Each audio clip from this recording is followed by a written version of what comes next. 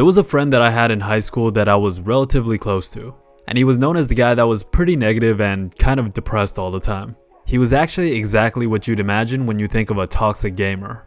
You know, just really into Reddit, Discord, League, watches a lot of Twitch streams, but people didn't necessarily enjoy being around him, to say the least. He was just kind of known for being negative, to the point where people would start coming up to me and asking me why I was cool with him. Like, people were actually coming up to me and saying like, yo, why do you hang out with him? Like, he's hella weird. Honestly, couldn't believe that these were real conversations I was having. I was like, what do you mean why? You know, I've known him for a while, like, you know, we're friends. And I remember being put in a lot of difficult situations. And by the way, this isn't a slight on him, right? I haven't talked to him in a while, but I think he's doing well. But back then, I really didn't understand the idea that you are the people you surround yourself with. When you really think about it, you probably sound exactly like your friends. From the way you talk, the things you laugh about, certain mannerisms, you know, you guys probably think the exact same as well. And this is just what naturally happens when you start spending time with people. You start mirroring each other's behaviors. And it's also why you gotta be careful who you surround yourself with, who you choose to be around. Back then when I was younger, it's not like I was ever negative or depressed or ever toxic. I was never that guy, right? But I do remember picking up certain behaviors just by association. Just because misery loves company. Like, because I didn't want him to feel alone, I would sort of wallow in that misery and depression with him. You know, just to make him feel understood or related to, like, that was something that I was always good at. Just making people feel understood. Which, to be honest, I should not have done because I was enabling terrible behavior. Because in retrospect, I could see that he wanted attention and sympathy for the way he felt. And by me not calling certain things out, I was essentially giving him that attention and sympathy. And let me explain what I mean. Up until that point, I've known him for a while, since like middle school days. But it was only up until like junior year, senior year where we started hanging out more. But basically, long story short, he liked a girl, she didn't like him back, whatever, right? But he never really handled that situation well. And I remember there was a period of time where he would just play sad songs in the car, like Ed Sheeran songs, or whatever sad love songs that we listened to. And every single conversation was just like negative, life sucks, school sucks, people suck, and bro, it was draining. But it's like, you don't want to be a bad friend, right? So I didn't realize that by kind of just sharing those feelings, I was enabling those behaviors. And not just enabling, right? I was starting to take in those negative feelings and depressive thoughts as well. Like, damn, he actually has a point about that situation.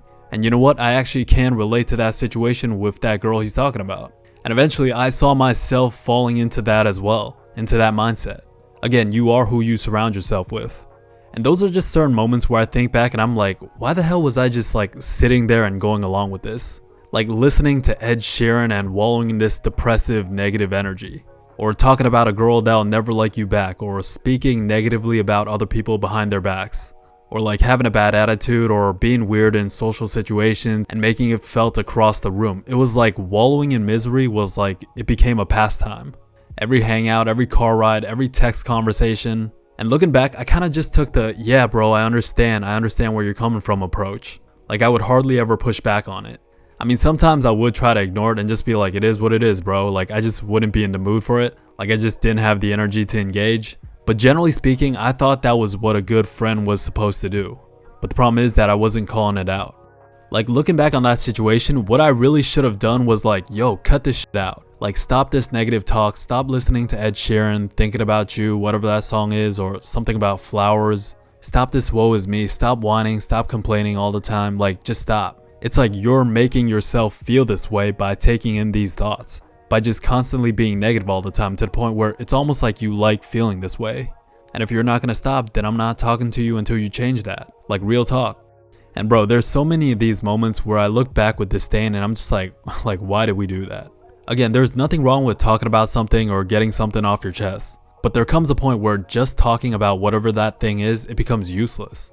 Like eventually you're going to have to take actions to change your situation or whatever it is that you're depressed about, whatever you're feeling negative about. And it was the same thing for me. Like anytime I felt depressed or self-diagnosed myself with depression, it was almost always because I was standing still, because I wasn't doing anything in life. I just wasn't moving, and that was the harsh reality. It's like if you're in that state and then you proceed to wallow in your own self-pity or depression or negative thoughts, you're just making yourself more depressed. I mean, listen, I'm no psychiatrist, I'm no psychologist, but as far as self-diagnosed depression or romanticizing the idea of mental health or depression, that's normally the most common situation that most people go through. Or in his case, right, if you're just listening to Ed Sheeran and sad songs all the time, you're going to be sad. It's like, ta-da, big surprise. You're gonna start thinking about some girl, you're gonna start simping for her, you tell yourself she'll never like me, life sucks, everything's bad, etc, etc, etc. And then that's going to manifest. Bro, I can't believe I just used manifest. That's going to manifest in your external world. And it's gonna affect the way you move in your day-to-day life. And then that energy is gonna permeate across everyone you interact with. It's like, bro, negativity is infectious. The last people you wanna be around when things are actually going to shit are people that are negative. Because they're only gonna make things worse. If you're ever in a dire situation and one of your boys is going, this is terrible, this is awful, this is an awful situation, we're gonna die, you should just punch him in the face. Like, just to shut him up, like real talk. You always want to be the guy that can give positive energy to the group in even the worst situations. I mean, that's the guy I always try to be, like the one that can uplift the group. The guy that you want to be with under fire. It's like, listen, there are some times where I say to myself, like, I'm tired, I don't want to get out of bed, the weather sucks, it's cold, I feel sad, etc, etc, etc. I'm sure you have as well. Like, these are thoughts that we all have every day as we get older. But then I always catch myself and try to reframe it in some way. Like, bro, people genuinely underestimate the power of words. The things you say, the things you listen to, the things that you consume, the thoughts that you allow in your mind. Like, all of this is self-hypnosis. When you say a bunch of negative things or take in a bunch of negative media or whatever you consume, you're just making yourself more depressed and negative. And the insidious part about this is, that's right, insidious. Bro, my vocab is nasty. It's actually a goated horror movie as well. You guys ever watch Insidious? Pretty good movie.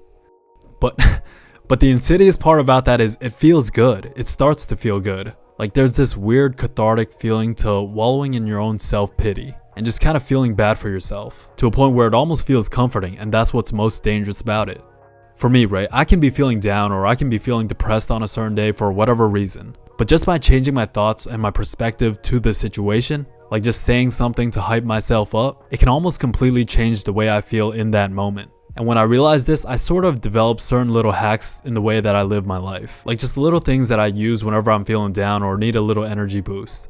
Like there's a certain thought that I put in my mind that always makes me a bit happier. It's kind of like a little serotonin boost. Like even thinking about it now makes me smile. And this is why people around me always know that I'm saying stuff like I'm the best, I can't be stopped, I refuse to lose, absolutely no one can stop me, like just certain things to hype myself up. And even though people can say you're delusional, it's like self-hypnosis.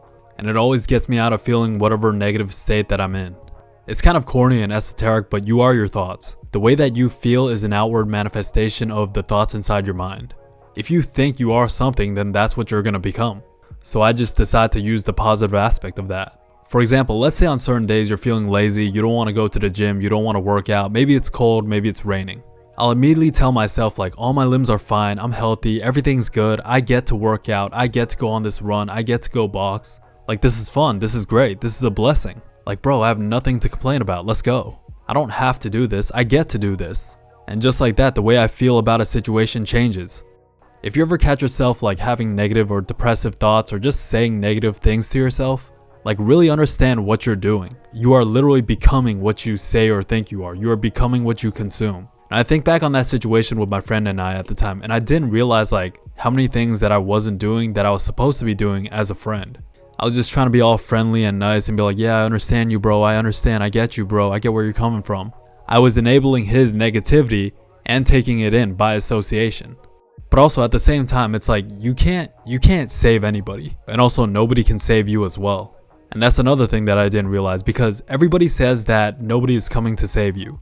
Like we've all heard that quote and we figure it out as guys sooner or later, that nobody is coming to save you in life. But on the flip side, this also means that you can't save anyone either. I mean, don't get me wrong, right? You can definitely help someone, but ultimately that change is going to be up to that person, that individual. So if you're depressed, right, there's no person that's gonna make you stop feeling depressed.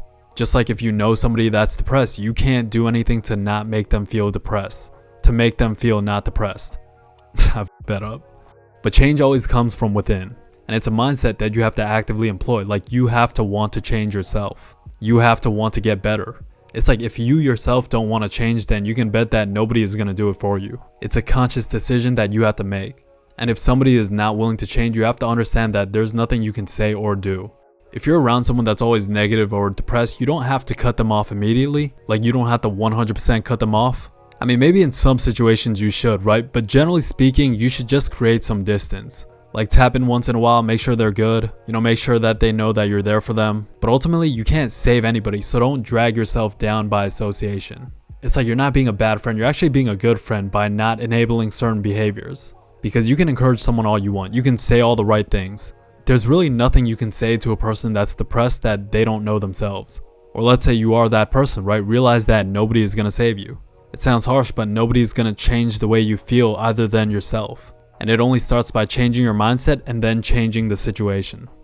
Anyways, hopefully you got some from that. Thank you for listening. I love you. Appreciate you. With that said, make sure you stay true. I'll talk to you real soon.